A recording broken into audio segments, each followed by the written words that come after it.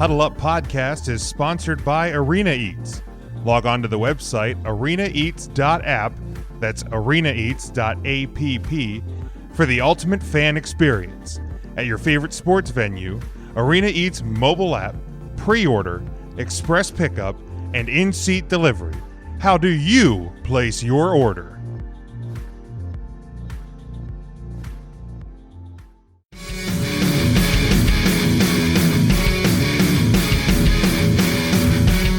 This past weekend in the NFL, I went 3-3 for 34 and 35 overall on the season. You were 4-2 for 38 and 31. So you're beginning to pull away just a little bit more from me. I'm still trying to stay alive. And here we got a comment from Tyler. He says, "Let's drop the puck." He'll be dropping his division predictions when we get to it. Yeah, we're gonna talk about the NFL games this upcoming weekend, but then we're gonna predict the NHL season here coming up. So obviously 4 games on the docket for divisional weekend.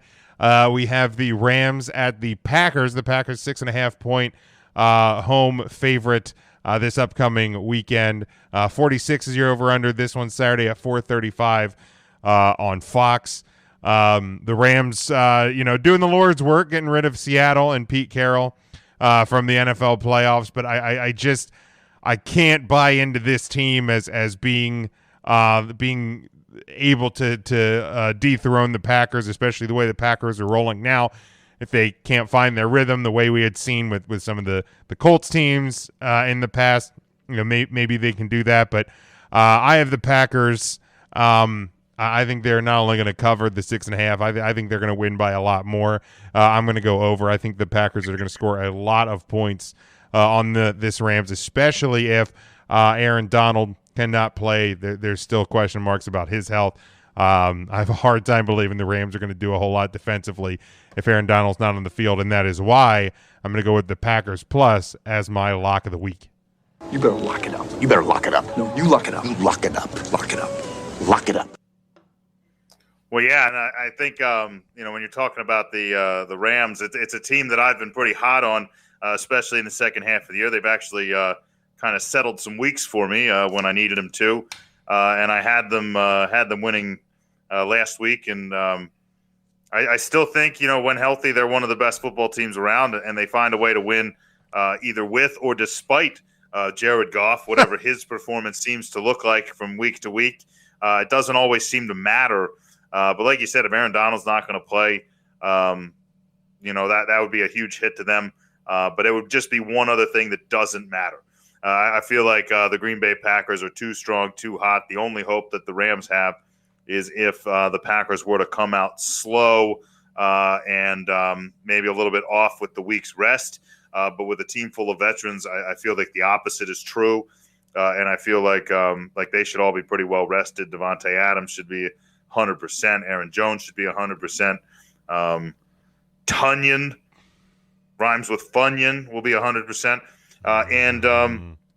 Interesting enough, this is the game where I shared it with you, where offensive tackle Jared Veld here started for the Colts last Saturday, wound up on their practice squad and was claimed by an ailing Packers team and will become the first player in NFL history to play 2 postseason games for 2 different playoff teams released by the Colts practice squad to the Packers. So very interesting.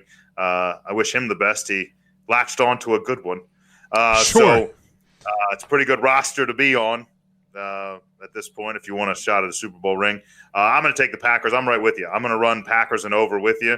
I don't really see a lot of reasons. And I'm not going to lock the game because I have been so high on the Rams.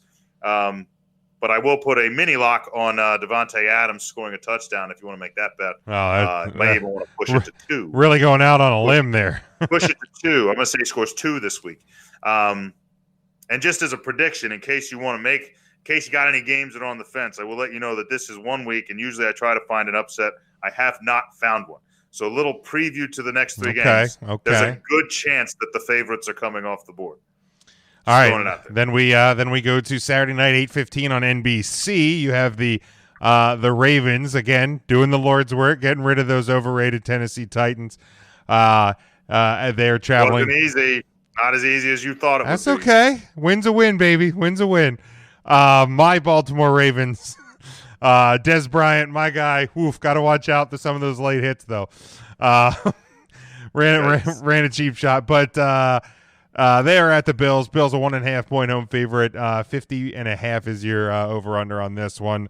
I'm going to keep rolling with the Ravens. This is basically a push at 1.5. I mean, obviously you can win by, the Ravens could lose by 1 and cover. But I think the Ravens win this game. I wasn't overly impressed with Buffalo. I know Indianapolis has been pretty scrappy with their defense, but I expected a little bit more out of the Bills. And again, I think the Ravens are just playing really, really well at the right time of the year. So I'm going to go Ravens plus. I'm going to take the over, though. I feel like this is going to be, an offensive game, even though both defenses can be pretty good. It's hard to stop Stephon Diggs, and it's hard to stop the Ravens running game. Well, when you say the Ravens running game, I assume you're talking about Lamar Jackson. I feel like J.K. Dobbins has really kind of stepped into his role and has done a great job. But I feel like Lamar Jackson and his rushing ability is what really sets that apart. Although I find it funny that the overrated Tennessee Titans essentially hold a lead through most of the game. Baltimore's got a clam from behind against an extremely overrated Titans team, at least in your eyes. And you weren't impressed by Buffalo. Either way, but I feel the opposite. I think you're right on the over. I think you're going to see a lot of points, but I'm on the other side. As much as I feel Buffalo didn't want to be in that close of a game, to be the first team to beat an offense that put up 450 yards and no turnovers, to do it without turnovers and basically just find themselves in a shootout, I feel it's just an example of what we've seen from Buffalo in the second half of the season. Even when the defense has sputtered or they face a solid opponent, they found ways to win in kind of multiple facets. They've won a couple low-scoring defensive shootouts. They've won in some absolute blowouts, and they found ways to win now in an offensive shootout. And I don't think it's going to need to be that. I see we got Tanner putting a prediction in here of 38-24. I don't think that's a bad prediction. I think it might be a little high, but I feel like you could see a multiple score win here. I feel like Baltimore's defense was supposed to do better, and Tennessee's defense was supposed to do worse. And I think both of them kind of stepped up to where I thought they would be. I just needed my Titans to pull that one out, but they couldn't do it. I'm going to take the Bills. I'm going to take them, with the points, whatever. Basically, like you said, a pick 'em, and I'm going to take the over.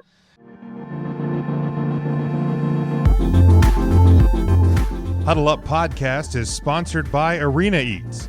Log on to the website arenaeats.app, that's arenaeats.app, for the ultimate fan experience. At your favorite sports venue, Arena Eats mobile app, pre-order, express pickup, and in-seat delivery. How do you place your order?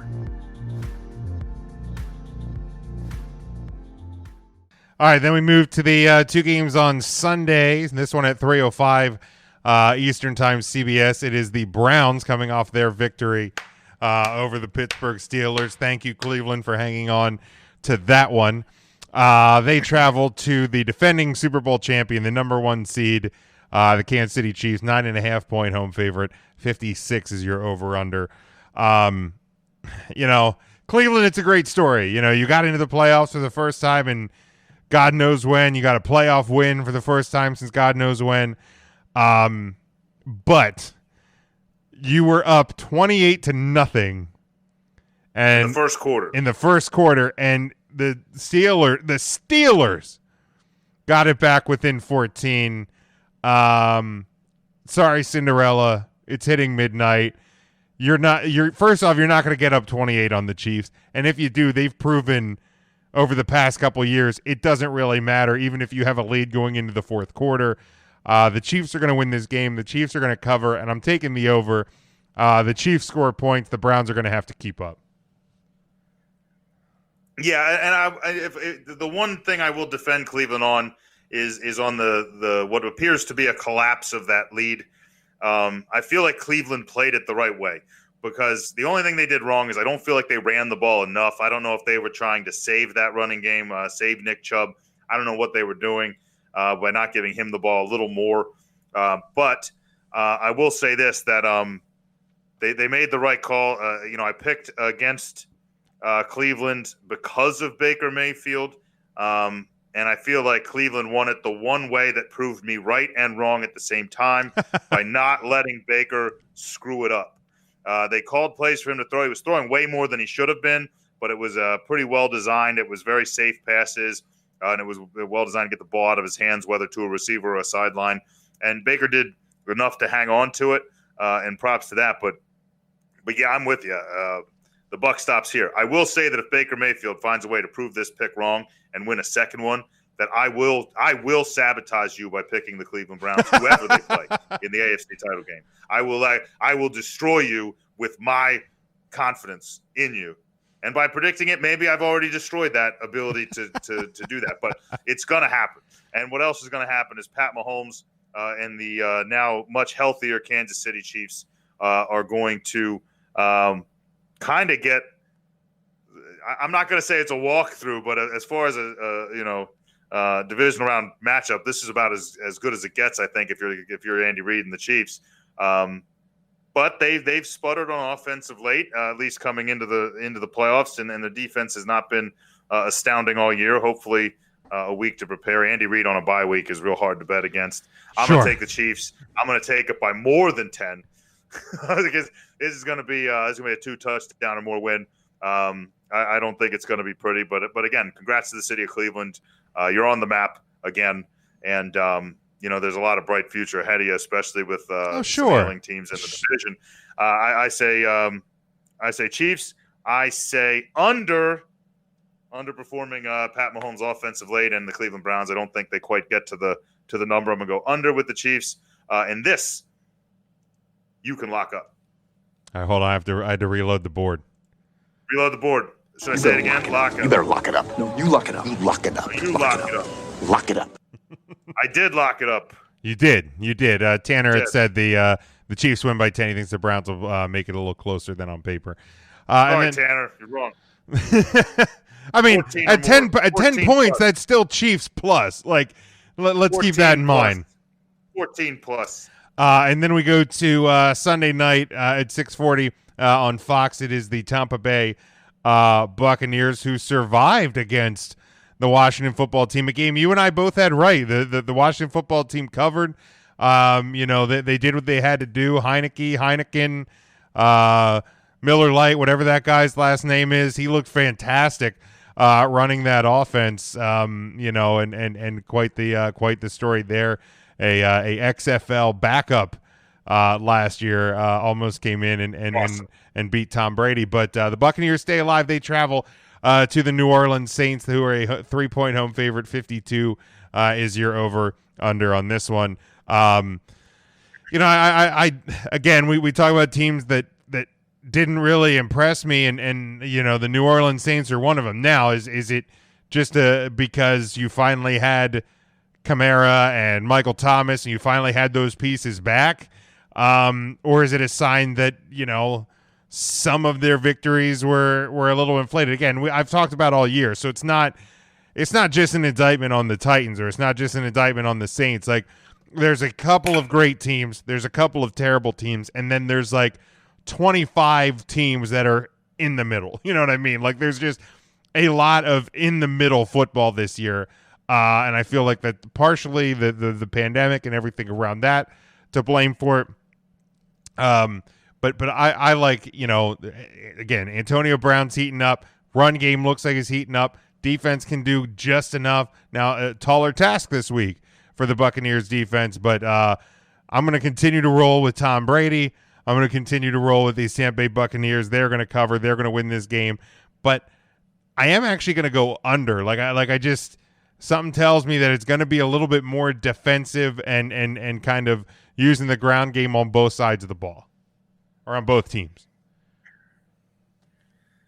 Yeah, I think I kind of took from the Saints. I think the ball just kind of bounced the wrong way a few times, and I think they wound up, against a better opponent. It would have been one of those like scratch to survive kind of wins. Obviously, Taysom Hill putting the ball on the ground, something that's not new to him. And it's one of the major reasons why I think if Drew Brees hangs him up, that Taysom Hill's not going to be the guy they hand the ball to. The team seems to love Jameis Winston as a teammate. He's great in the locker room. Had a slight slip up calling out an opponent on the sidelines this week, but has been generally just a solid teammate, and Peyton seems to like him, and I think he's the guy going forward, at least in the short term. But I like New Orleans here. I feel like a lot of that kind of sputtering did have to do with the fact that Michael Thomas back after several weeks off, that Kamara getting back to health. I think you saw, as good as Kamara looked in the game and always looks, I thought Latavius Murray in the spots he was asked to compete in looked really good. And of course, anytime you have Drew Brees, now this is a matchup of two quarterbacks that if I'm in the playoffs and I'm handing it to a guy, these are two pretty good guys to give it to between Drew and Tom. And I know it would not be a very popular pick with my neighbors or in this area. And it's probably bad I got my windows open down here in Tampa Bay. But I will let Tampa know that the buck stops here. It is going to be New Orleans. They are going to. Did you say the Bucks cover? The Bucks stop here?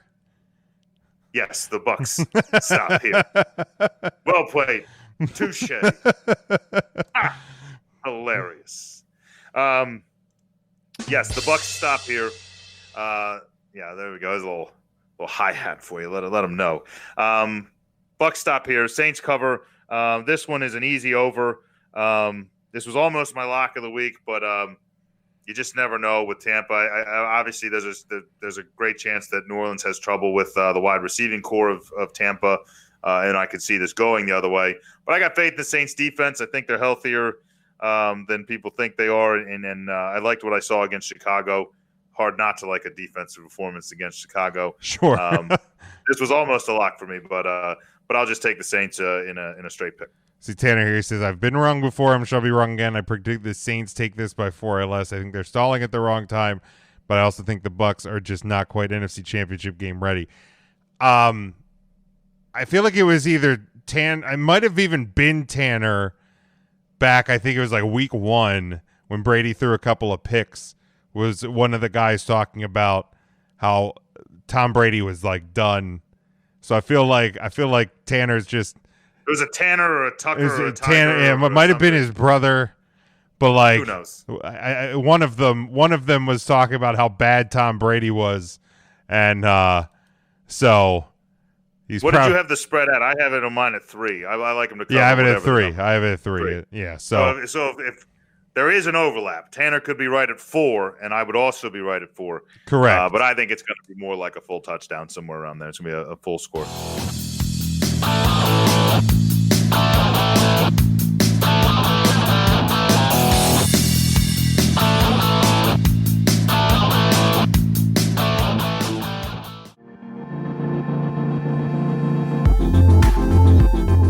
Huddle Up Podcast is sponsored by Arena Eats. Log on to the website arenaeats.app, that's arenaeats.app, for the ultimate fan experience.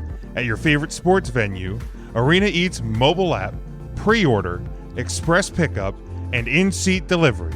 How do you place your order?